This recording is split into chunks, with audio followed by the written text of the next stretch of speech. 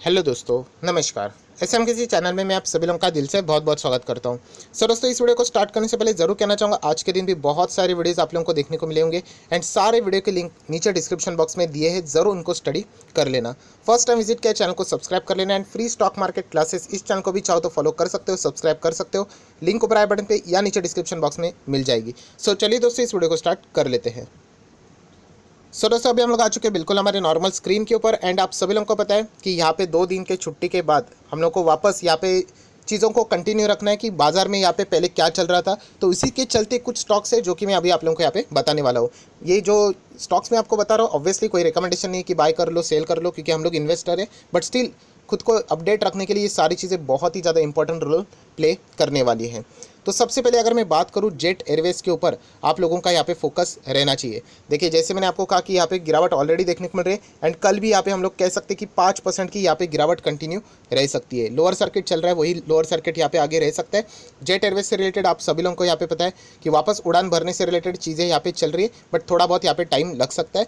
तो यहाँ पे मेन फोकस क्या है, तो इसके चलते जो बाकी के स्टॉक है, state bank of India and yes bank के ऊपर फोकस रखना है, क्योंकि आप सभी लोगों को पता है कि यहाँ पे 95% हेयर कट की यहाँ पे बात हो चुकी है। मतलब जितना पैसा इनको यहाँ पे मिलने वाला था उसमें अभी सिर्फ 5% यहाँ पे मिलेगा। तो इन दो स्टॉक्स के ऊपर जब भी जेट एयरवेज की न्यूज़ सामने आए तो इन दो स्टॉक्स को भी साइमल्टेनियसली चार्ट अगर आप चाहो तो स्टडी के लिए ओपन कर सकते हो। तो जेट एयरवेज की कभी भी न्यूज़ आ जाए तो ये 3 चार्ट ओपन होने चाहिए, jet Airways, yes bank and SBI. तो बहुत कुछ आप लोगों को सीखने को यहाँ पे मिल सकता है। नेक्स्ट अगर हम लोग बात करें तो एफएल इंडिया की बात करें तो यहाँ पे बहुत टाइम के लोअर सर्किट के बाद अभी अपर सर्किट देखने को यहाँ पे मिल रहा है।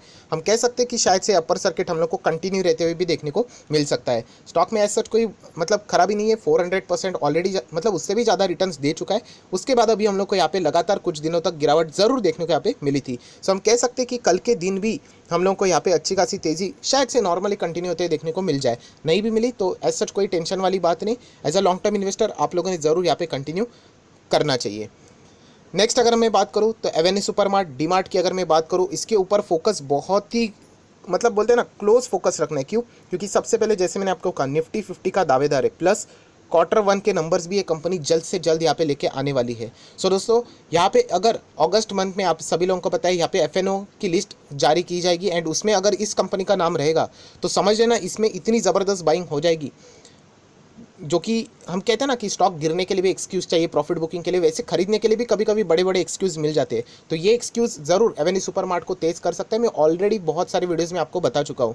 हो गया तो अच्छी बात है, नहीं हो गया तो भी कोई फ़र्क नहीं पड़ता है। ये कोई ख़राब स्टॉक नहीं है, रहने दो पोर्टफोलियो में, क्या फ़र्क पड़ता है। सो डीमार्ट के ऊपर तो आपका फोकस रहना चाहिए। पता नहीं कभी भी यहाँ पे हम लोग को ऐसी सडनली ज़बरदस्त तेज़ी भी देखने को मिल सकती है। सो इसीलिए ये रडार के ऊपर आपका रहना चाहिए। देन उसी के साथ साथ इन्फो एज को भी आप लोग रडार के ऊपर रख सकते हो। इन्फो एज ने भी बीच में ज़बरदस्त तेज़ी दिखाई थी 7-8% की। अभी वापस अगर ये ऐसे ही तेज़ी दिखाता रहा तो आप सभी लोगों को पता है इन्फो एज जो 1.5 का जो क्राइटेरिया रहते हैं सिर्फ उससे थोड़ा दूर है। अगर वो भी उसने मीट कर लिया तो डेफिनेटली ये भी एक बहुत ही स्ट्रॉन्ग दावेदार हम लोग को देखने को मिल सकता है निफ्टी 50 का। सो फिलहाल की जो फाइट देखने को मिल रही है डीमार्ट एंड इन्फो एज के बीच में देखने को मिल रही है। किसी ने बहुत ही अच्छा कमेंट किया था, सर क्या ऐसा हो सकता है इन दोनों स्टॉक्स का भी नाम नया जाए और थर्ड कोई तो आ सकता है? हो सकता है, ऐसा इसके पहले भी हुआ है। ये सारी चीज़ें जो रहती है ना वो एक अनुमान बताया जाता है कि ऐसा हो सकता है करके। इसके पहले भी इन्फो एज का नाम आया था, पीडीलाइट का भी नाम आया था, बट अभी तक तो वो यहाँ पे आए नहीं निफ्टी 50 में। तो ये चीज़ें चलती रहती है, पर इसका अर्थ ये नहीं कि जिनका नाम सामने आ रहा है नॉमिनेशन हम जो कहते हैं ना वो खराब स्टॉक है। सो इसीलिए आप लोगों ने इन स्टॉक्स के ऊपर भी फोकस बनाए रखना चाहिए। देन टीसीएस के ऊपर नज़र रखनी है। क्यों टीसीएस के ऊपर? क्योंकि Q1 के नंबर्स अभी हम लोग को आते हुए देखने को मिलने वाले हैं। If I am not wrong 8 जुलाई को इसके नंबर्स है, तो ज़रूर आप लोगों का फोकस रहना चाहिए टीसीएस के ऊपर, क्योंकि नंबर के पहले भी बहुत सारी हलचलें यहाँ पे होती रहती है। सो टीसीएस के ऊपर आप लोग नज़र रख सकते हैं। इन्फोसिस के भी नंबर्स हम लोग को देखने को मिलने वाले। तो ये सारे स्टॉक अभी आपके रडार के ऊपर रहना चाहिए। हालांकि मैं ऑलरेडी आपको बता चुका था कि यहाँ पे जो एसेंचर के Q3 के नंबर्स यहाँ पे आए थे, उसके बाद आईटी स्टॉक तो बिल्कुल बेचने नहीं है। उसके बाद आप लोगों ने देख ही लिया कि आईटी स्टॉक्स में क्या ज़बरदस्त तेज़ी देखने को मिली एंड ये साइकिल ना बार बार चलती ही रहती है, राइट। नंबर्स भी अच्छे एंड प्लस देखा जाए तो इनकी डिमांड भी बहुत ज़बरदस्त यहाँ पे चल रही है। आईटी कंपनीज़ की अगर हम लोग बात करें, जो भी सर्विसेज वो प्रोवाइड करते हैं ऑनलाइन, वो सारी चीज़ों की बहुत ही भयंकर डिमांड हम लोग को बाजार में देखने को मिल रही है। एंड इसीलिए अगर आप चाहो तो हैप्पीएस्ट माइंड के ऊपर भी फोकस रख सकते हो। टाटा लेक्सी के ऊपर भी फोकस यहाँ पे रख सकते हैं। सारे स्टॉक आईटी सेक्टर ही पूरा आप लोगों ने एक लिस्ट में ज़रूर यहाँ पे साइड में देखना चाहिए। सो ये कुछ स्टॉक्स हैं जिनके ऊपर आपका फोकस बने रहना चाहिए। देन टाटा मोटर के और फोकस रहना चाहिए। आप सभी लोगों को पता है टाटा मोटर का जो टारगेट है मैंने नहीं दिया है, जेफरीज ने कहा है कि ये लगभग 560 तक भी यहाँ पे जा सकता है अगर ऐसे ही बुल रन कंटिन्यू रहा तो। एंड अगर नहीं भी रहा, चलो बुल रन कंटिन्यू नहीं भी रहा, फिर भी ये कंपनी आपको 35% तक रिटर्न्स कमा के दे सकती है एक साल की बात करें तो। सो टाटा मोटर के और भी आप लोग चाहो तो फोकस रख सकते हैं। इस तरीके की कमेंट्री का असर कोई स्टॉक के ऊपर होता है नहीं, वो भी हम लोग को यहाँ पे देखना है।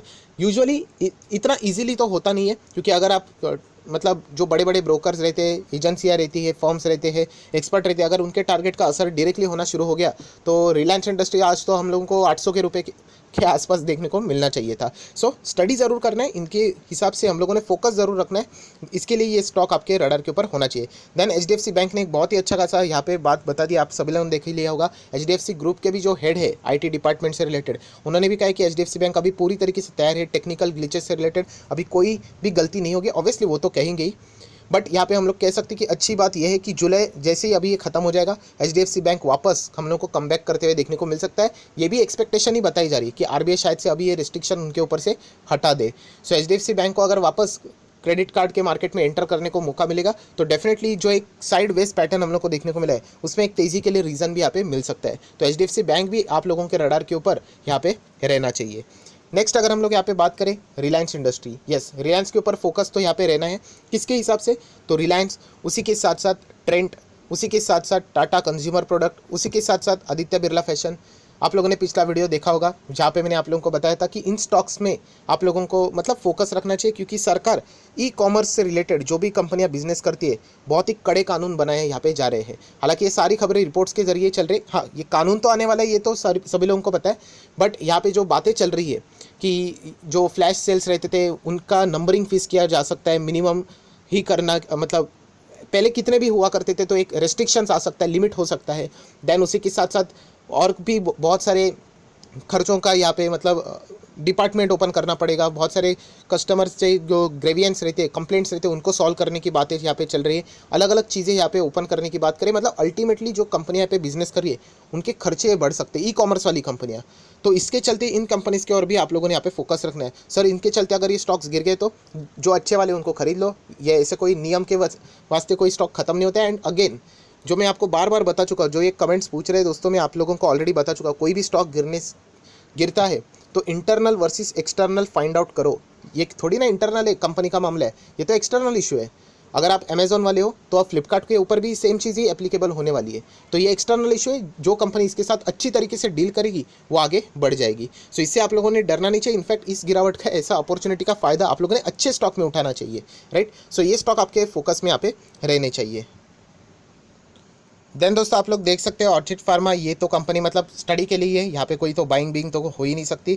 यहाँ पे भी हम लोग को गिरावट देखने को मिल रही है। कल के दिन भी ये 5% यहाँ पे गिरते, मतलब जो लोअर सर्किट है वो कंटिन्यू रह सकता है, क्योंकि जो OFS का प्राइस है 72% के डिस्काउंट के यहाँ पे। तो ये चीज़ें हम लोगों ने इसके पहले भी सीखी है कि अगर आप मैक्सिमम चार्ट पैटर्न देखते हो, कोई भी स्टॉक अगर ऐसा भागते हुए देखने को मिलता है ना, हाँ बुरा लगता है कि काश हम लोगों ने यहाँ पे निवेश किया होता। तो ऐसे कभी भी नहीं होता है दोस्तों। अगर किसी ने यहाँ पे निवेश भी किया होता ना तो वो यहाँ पे एग्जैक्टली बेच भी नहीं सकता। अगर ऐसा कोई कर रहा है तो आइदर वो भगवान है या फिर झूठ बोलता है। आप सभी लोगों को पता है ऐसे बहुत सारे फेमस कोट यहाँ पे अवेलेबल है। बिल्कुल ना, आप थोड़ी ना exactly bottom and top find कर सकोगे। जो पर्सन ये कर पाएगा वो मुकेश अंबानी से भी अमीर बन सकता है। आराम से यहाँ से बाय करो, यहाँ पे सेल करो, बहुत लंबी लंबी ये ले सकते हो आप लोग, लोन ले सकते हो, पैसा लगा सकते हो, लगा दो 10 करोड़ लेके, यहाँ पे खरीद लो, यहाँ पे बेच लो। तो प्रैक्टिकली ये चीज़ें पॉसिबल नहीं होती है दोस्तों। अगर कोई बोल रहा है तो उसका कोई अलग से एजेंडा रहेगा, आपसे कोई ना कोई वो पैसे बाद में मांग लेगा कि ये दिखाने के लिए कि मुझे ये टेक्निक्स पता है। मार्केट में ऐसे बहुत सारे लोग आपको मिल जाएंगे। तो याद रखना, अच्छे कंपनीज़ में रहना होता है, चाहे वो फिर बाद में किसको मतलब कहते हैं ना 10 रुपये का स्टॉक कल 10 लाख भी हो जाए ना, हमें फ़र्क नहीं पड़ना चाहिए। वो कंपनी के पीछे सॉलिड बिजनेस क्या है वो आप लोगों का मेन फोकस एजेंडा रहना चाहिए। तो इस स्टॉक की भी बात करें दोस्तों, ये लगातार गिरावट ही हम लोग को देखने को मिलेगा। नियर बाय 400 ही सेटल हो सकता है। एक्चुअली देखा जाए तो उसका जो प्राइसिंग है OFS का वो तो 300 350 के रेंज में हम लोगों को देखने को मिल रहा है। सो ये बताने का मकसद क्या है दोस्तों, उसी के साथ साथ रुचि सोया आपको पता है ना 98% प्रमोटर के पास है, तो कभी भी ये OFS की न्यूज़ आ सकती है, कभी भी मतलब कभी भी। तो अलर्ट रहना है। एंड मैं आप लोगों को बता भी देता हूँ कि यहाँ पे चांसेस कैसे रहेंगे। अभी तक इस कंपनी का जो हिस्ट्री है ना, उसके हिसाब से मैं बता सकता हूँ ये कंपनी का स्टॉक बहुत भगाया जाएगा। ये देखिए, ये ऐसा भगा है ना, वैसे ये स्टॉक है ना बहुत ऊपर जा सकता है, 2000 तक भी लेके जा सकते हैं। एंड उसके बाद OFS का अनाउंसमेंट आ सकता है, क्योंकि ज़्यादा से ज़्यादा जो प्रमोटर रहेंगे वो पैसा निकालने की कोशिश करेंगे। एंड ये बहुत सारे कंपनीज ने किया है। IRCTC में भी हम लोगों ने देख लिया, JMM फॉडलर में हम लोगों ने देख लिया, उसके बाद हिंदुस्तान एरोनॉटिकल्स लिमिटेड में हम लोगों ने देख लिया। तो ये चीज़ें बहुत कॉमन है, ये सारी चीज़ें सारे कंपनीज में चीज़ें होती रहती है। सो इसमें प्रॉब्लम क्या होता है, रिटेल इन्वेस्टर अटकता है। तो रिटेल इन्वेस्टर ने अगर निवेश करना ही है तो सारी चीज़ें नॉर्मल हो जाएंगी, तभी आप लोग चाहो तो निवेश कर सकते हो, भले वो स्टॉक महंगा क्यों ना हो जाए।